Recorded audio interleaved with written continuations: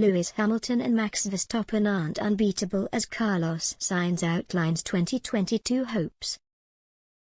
Lewis Hamilton and Max Verstappen would be vulnerable to several other drivers on the F1 grid if everyone raced in the same car, according to Carlos Sainz.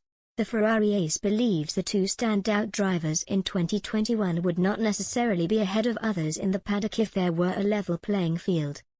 From a fairly early point in the year, it was clear that no one would be able to keep pace with Hamilton and Verstappen. They were a long way ahead of everyone in the title race, even their respective teammates Valtteri Bottas and Sergio Perez. They too had faster cars than anyone else, but were rarely able to come close to what their garage partners were consistently achieving.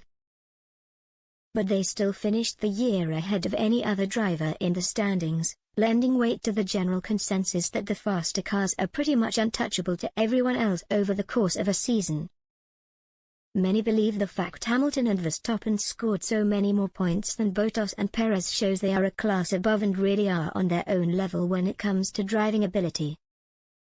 But Sainz is not so sure about that, and fancies himself and some others to give them a run for their money if 2022's rule changes do make things more even as is hoped. With the same car I think they can be beatable, or at least on more equal terms than they were this year, the Ferrari star told El Hormiguero. Mercedes and Red Bull were faster by 0.8 of a second per lap, and I want to think that between all the drivers there is no more than 2 or 0.3 of a second difference. The issue is at least as old as the history of Formula One itself. If there is a driver who drives a car 0.8 of a second faster, it doesn't matter how good you are, you will never be able to beat him. I hope F1 can be more balanced next year so we can have more fun and compete at a similar level. If there were a more level playing field, then there's no reason why Sainz shouldn't fancy his chances of being one of the front runners in the sport. His fifth-placed finish in the drivers' standings saw him take the unofficial title of best of the rest behind the Mercedes and Red Bull racers. It represents an excellent first season with new employers Ferrari, as he adapted to his new surroundings quickly and, by finishing third in the final race of the year, earned more points than teammate Charles Leclerc. The team itself finished third in the Constructors' Championship, winning the midfield battle and showing considerable progress.